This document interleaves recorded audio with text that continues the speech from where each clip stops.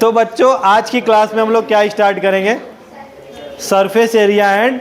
सबसे पहले कोई बच्चा बताएगा यहाँ पे सरफेस एरिया का मतलब क्या होता है। एरिया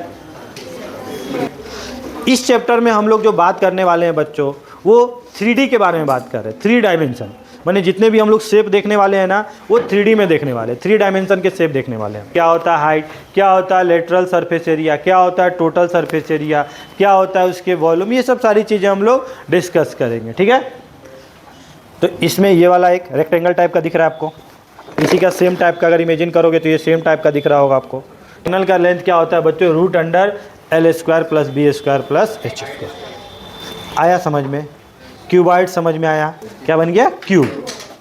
ठीक है ना। क्यूबॉइड में क्या था, सब डिफरेंट था बच्चों, लेंथ अलग, हाइट अलग, ब्रेथ अलग, सब अलग अलग थे। तो उसको ठोक ठोक के क्या कर दिया, सब बराबर कर दिया।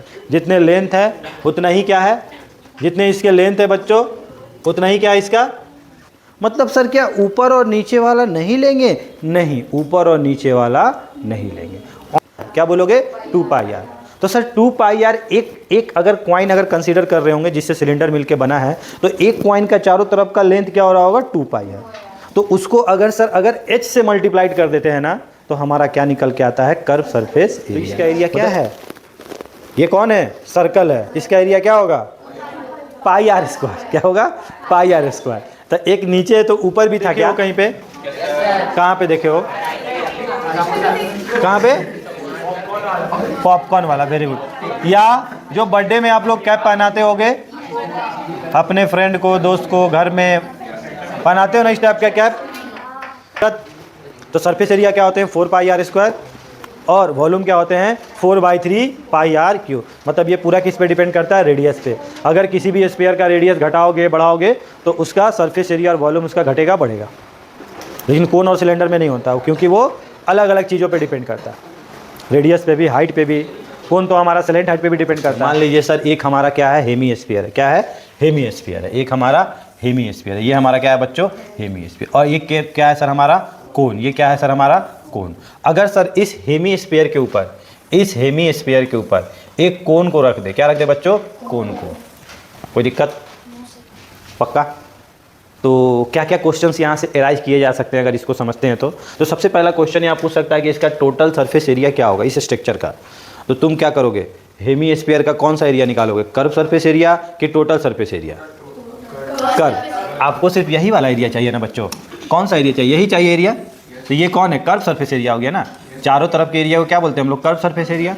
इसके बाद आप कोन का कौन सा एरिया निकालोगे? Curve surface area. क्यों? चारों तरफ का एरिया। तो आपको ठीक है ना, ये सॉलिड क्या है? एक सिलेंडर है। इसमें से सर अगर हम एक ऊपर से एक लकड़ी का बना हुआ, इमेजिन कर पा रहे हो? लकड़ी का बना हुआ है, एक कोन कट करके निकाल ले। क्या कर ले? कोन कट करके यहाँ से निकाल ले। इमेजिन कर पा रहे हो? यहाँ से मैंने क्या किया? लकड़ी से एक ऊपर से कोन कट करके निकाल दिया। तो पहला क्वेश्चन यहाँ पे एराइज होता है कि इसका वॉल्यूम में क्या फ़र्क पड़ेगा। वॉल्यूम मान लो एक सॉलिड है, उसके ऊपर से लकड़ी का बना हुआ, उसमें से एक कोन कट करके निकाल दिया, तो उसका वॉल्यूम घटेगा कि बढ़ेगा?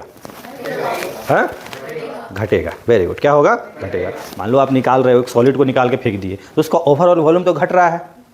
अच्छा, अब तुमसे दूसरा क्वेश्चन पूछते हैं कि उसका सरफेस एरिया बढ़ेगा कि घटेगा?